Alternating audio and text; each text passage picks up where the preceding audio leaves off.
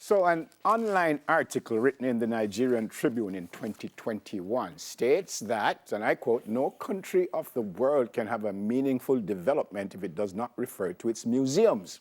On this International Museum Day, we asked the instructor at the Johns Hopkins University Museum Studies Program and co-author of Creativity in Museum Practice, Linda Norris, to help us understand the importance of museums. There she is. Good morning. Welcome to Smile Jamaica. How are you? Good morning. I'm really glad to join you both. Yeah. When we say the importance of museums, you have museums in different categories. We were talking about it this morning. You have art museums. You have all kinds of different museums. Why is it important to the world?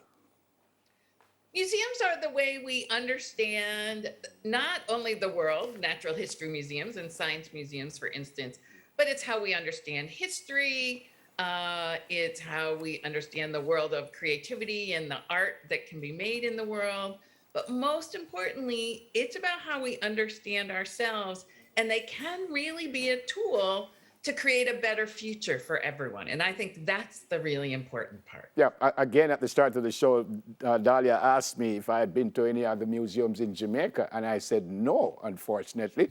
And I'm quite an old fellow. What am I missing here?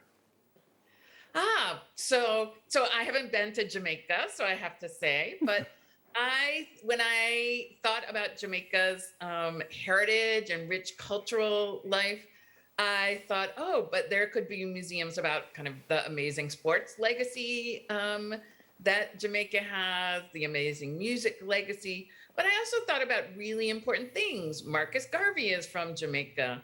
Sam Sharp and the resistance against colonialism and against slavery. Those are incredibly important stories that you might learn in school. You might remember your school days. You might have learned some of those things. Museums tell stories in different ways than school does. It's really about informal learning and giving us places to find our own meaning. Those stories about anti-colonialism and resistance are so important. They still have meaning today. And so that's, I think, what you're missing. Okay. Yeah. Linda, so I want to break down, what do you classify as a museum? Because you have the larger structures that have the technology and the touch screens, but I've been to communities where they've converted just a room into a museum. What makes a museum? So there's actually space in thinking about museums for all those different things you've talked about. Yeah. Actually, the International Council on Museums is in the process of, which includes members from countries all over the world, is in the process of creating a new definition for what a museum is. Mm-hmm. And there's two proposals, and I'll just read really quickly. One, to give you an idea about what the broader museum field thinks a museum is. It's a not-for-profit permanent institution in the service of society, that's really important, that research collects, conserves, interprets, and exhibits tangible and intangible heritage. It's open to the public, it's accessible, museums foster diversity and sustainability, and they participate with communities in offering varied experiences for education, enjoyment, reflection, and knowledge sharing. So that one room can do all that as well, sometimes better, than the big place with all the touch screens. Yeah. You mentioned a couple of stories, re Jamaica, and stories can be really wonderful and stories can be sad. Does the museum do both at the same time or no? So when I think about museums, I think about meaning making. It used to be, right, when we went to school, that, school thought of us as an empty vessel and they were just going to pour in knowledge and somehow we were going to absorb it. Yeah. And museums, right? And we absorbed it or not, right? Museums are the same, used to be the same way, but now we understand that everyone comes to a museum experience in the same way.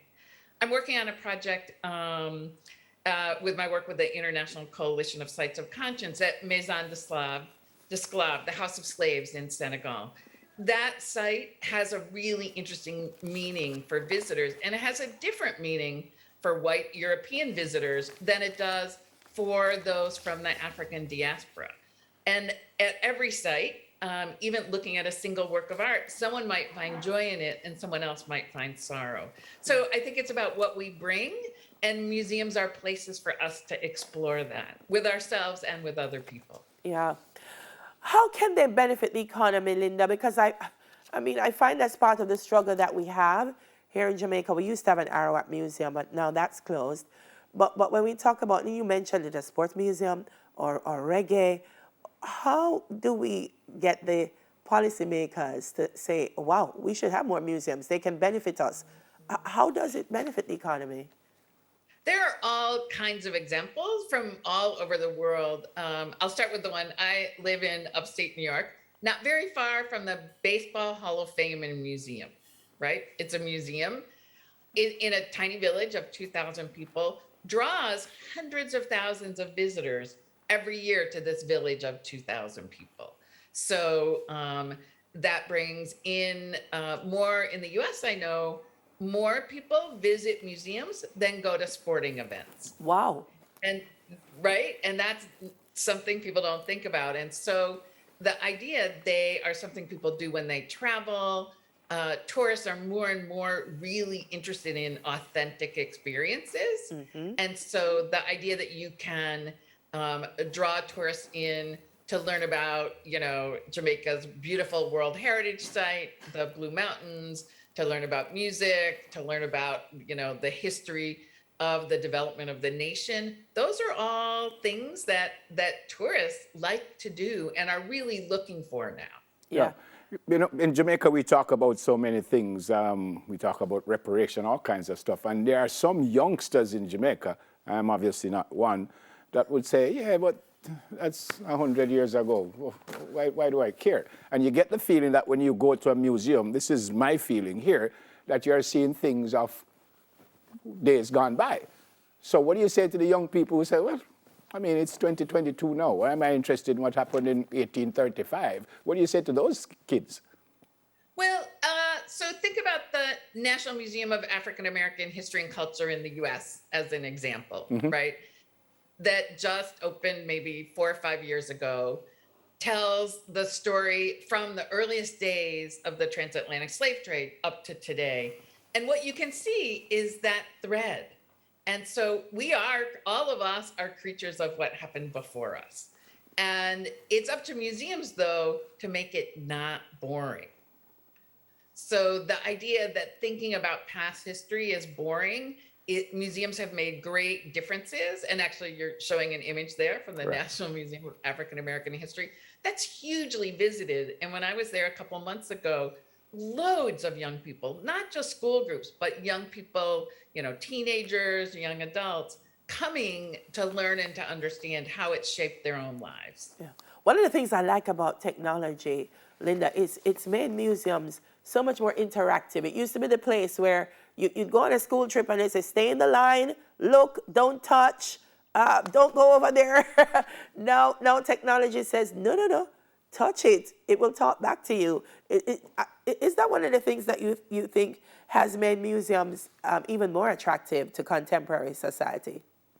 In some ways, but it's a double-edged sword. Yes. Because we, in fact, carry, like, I'm old enough, we in fact carry a computer in our pocket, right? Our phones can do all kinds of things that really you had to go to a museum to see. I think the best museums understand that it's not just about conveying knowledge, it's about the experience you have. And sometimes that's with technology.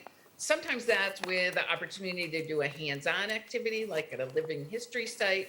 Sometimes it's an opportunity to actually talk with people and learn something.